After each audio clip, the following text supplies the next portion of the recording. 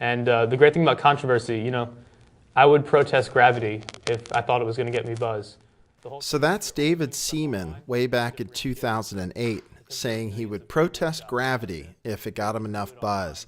That was him doing an interview for his book called Dirty Little Secrets of Buzz, which apparently was originally titled How to Be a Publicity Whore.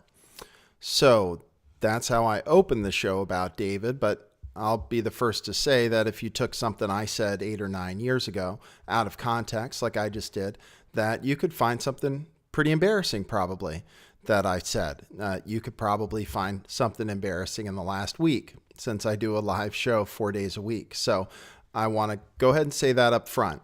As far as talking about David Seaman without him being here, I asked him to come on the show.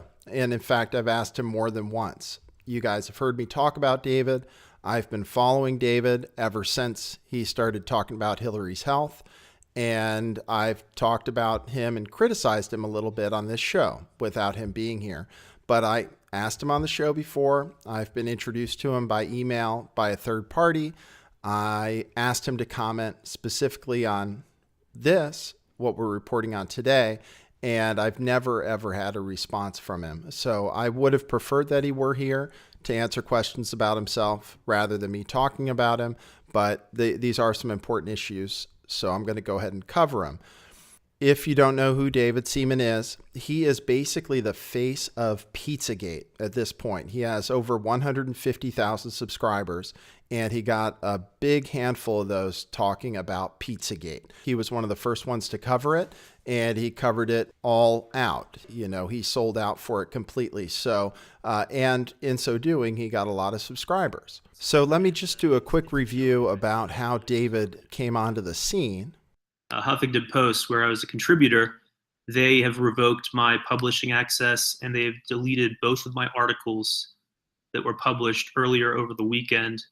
Both of my articles have been pulled without notice of any kind, just completely deleted from the internet. And both of those articles mentioned Hillary's health. So that was David last August 28th, explaining how he had his publishing privileges revoked at the Huffington Post after posting a few articles about Hillary's health. Now, I really should point out that David gives the impression that he was fired, and the title for this video, Huffington Post terminated me for questioning Hillary's health, might lead you to believe that he was a staff writer for the Huffington Post, when in fact, just like almost every one of their contributors, he was almost certainly an unpaid blogger, which is what Huffington Post uses for their content. And the writers are happy to work for free because they get the platform to get exposure. So David was not fired from the Huffington Post. And in fact, he still has a profile up on the Huffington Post with all of the rest of his articles. So I thought I'd clear that up first, and now I'll show you what that event, getting booted off the Huffington Post, did for his YouTube channel. This is from socialblade.com, which has publicly available statistics for YouTube channels, and this is David's channel. I'm going to show you this chart here that shows monthly views and monthly subscribers, and you can see he didn't have much going on all the way through July of last year. Pretty minimal traffic on his channel, relatively speaking. And then at the end of August, he had his articles pulled down off Huffington Post, and all of a sudden his traffic exploded. And then he just happened to be on the right side of some controversial topics. He picked Donald Trump early on. He kept talking about Hillary's health, and then Pizzagate. And he went all the way with Pizzagate, and you can see that his subscriber count and his view count also stayed right up there. He built his way all the way up to 150,000 plus subscribers, and he became, like I said, the face of Pizzagate. Now, I did a lot of research to make sure I got this right, especially since David threatened to sue another journalist he claims is writing a hit piece on him. So this is from what I could find publicly available on the internet. That's my disclaimer up front. So as far as I can tell from that research, David has been employed exactly once in what we would consider a traditional job, and that was way back in 2007 when he was hired as an intern with Jezebel, the online media outlet, which was just a startup at the time. Well, he didn't hesitate to make a big splash. Here's a headline about him. Self-promotion guru David Seaman totally got our memo, shat all over it. And this is an article written by the editor at Jezebel saying how she had to fire David Seaman because after they sent him an email saying that the job is not about self-promotion, he promptly staged a free Paris Hilton protest, a fake free Paris Hilton protest, just for media attention, which he got and, again, was promptly fired from his intern position. Some other interesting clues pop up in these articles on Jezebel that give some insights into David's personality, perhaps, at least his personality at the time. And like I said, people can change. If somebody took me 9 years ago, I would say I was a totally different person. But if my current behavior was similar to things I said around that time, then it might be worthwhile to look at. And that's why we're looking at this. So in the email exchanges between David and his boss, this was one of the ways he thought about getting attention to the interns. And one of them was writing about fashion for them in their own words. This is what he said. I found it very interesting.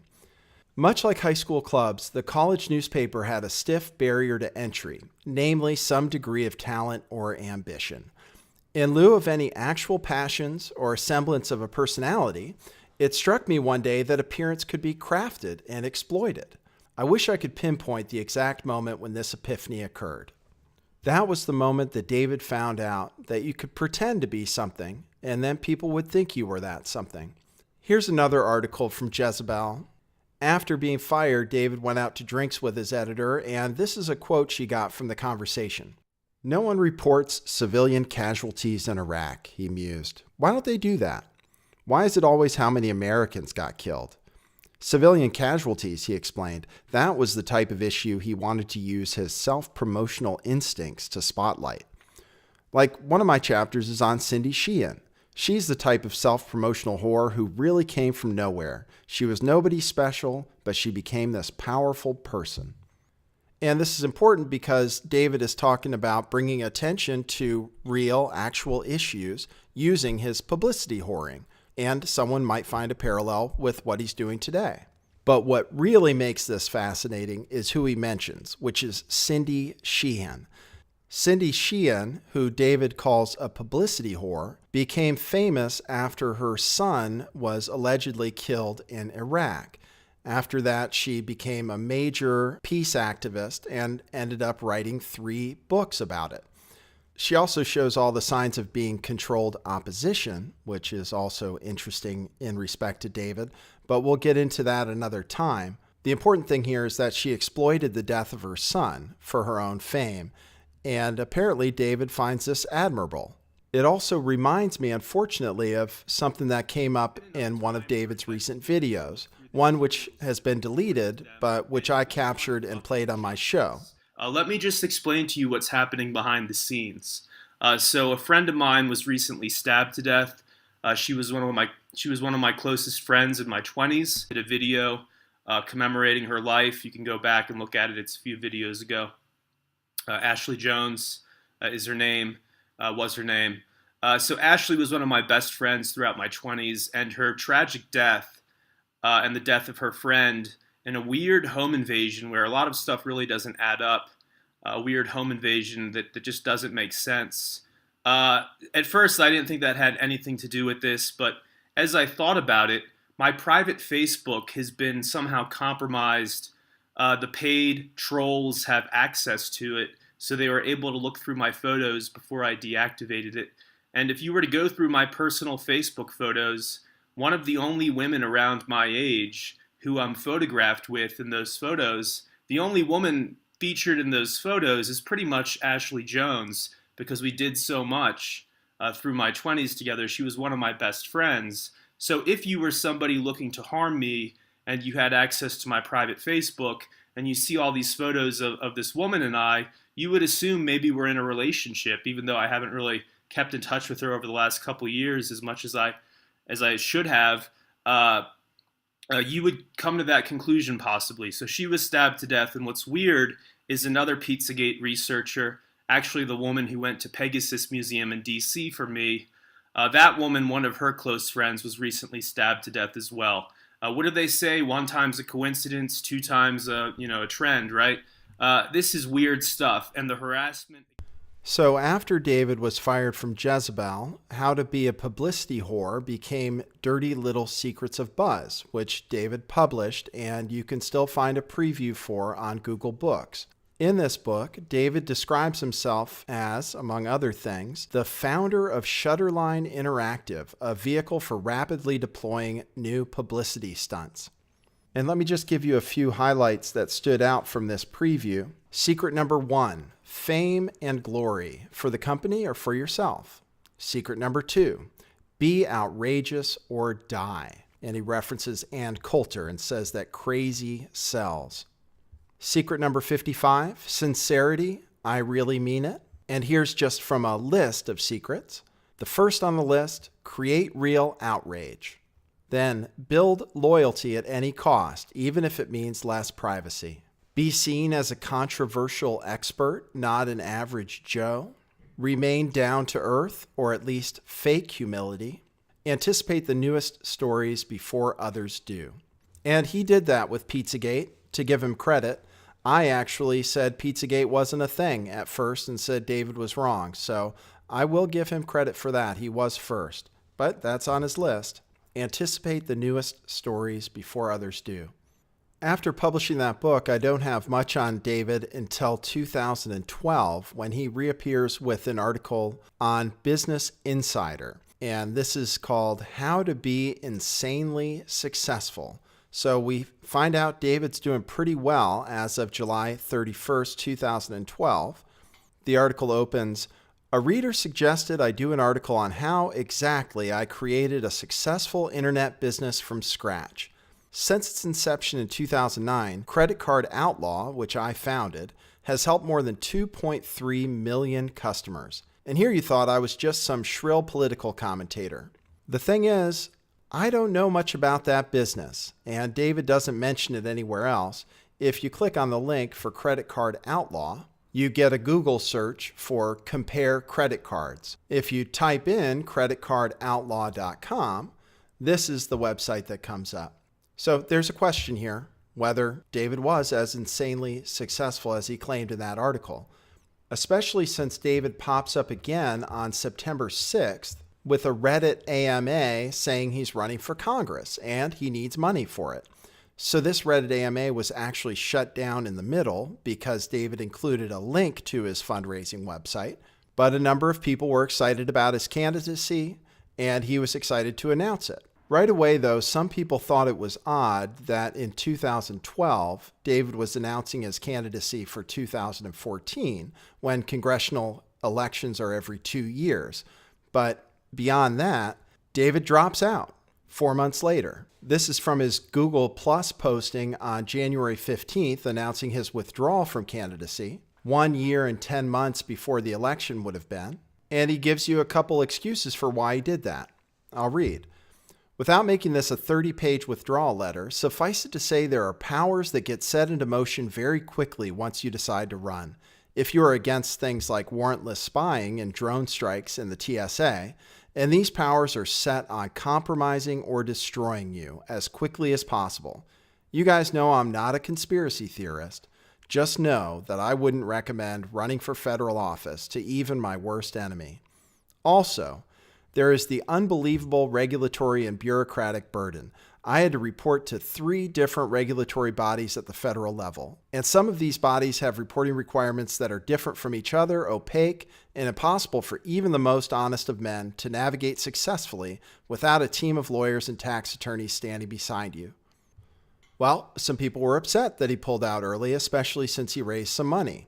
Reddit user Joshua Kevin Perry commented 4 years ago when David withdrew, he is the fraud Reddit exposed him as. Is he returning the money? Not likely.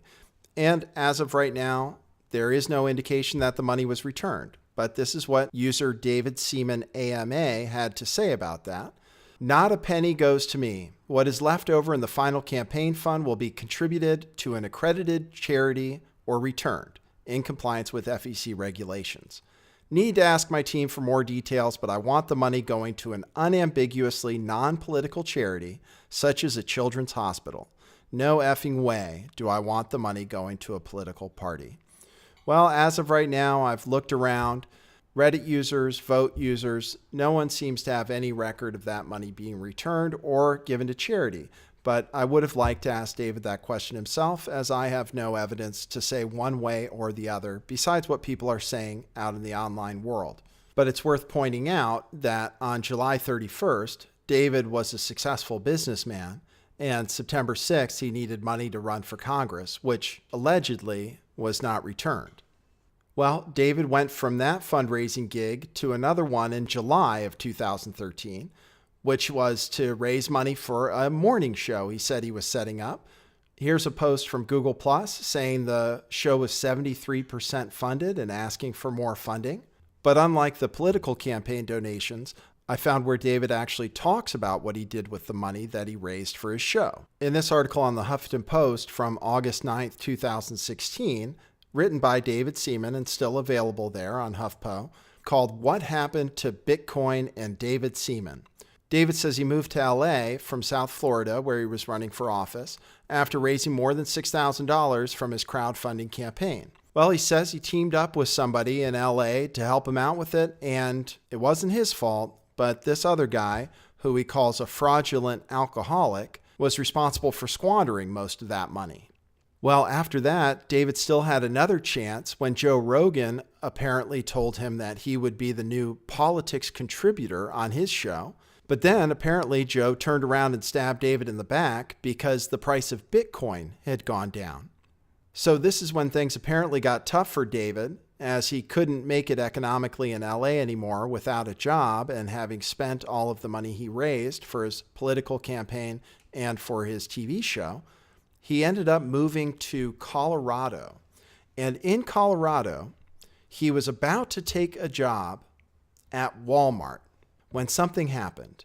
An email from a longtime reader I read in the parking lot caused me to tell my training manager I'd have to respectfully decline the job offer for greeter. Other life plans. Well, these other life plans were to go to Canada and meet Roy Seabag and learn about the company called BitGold.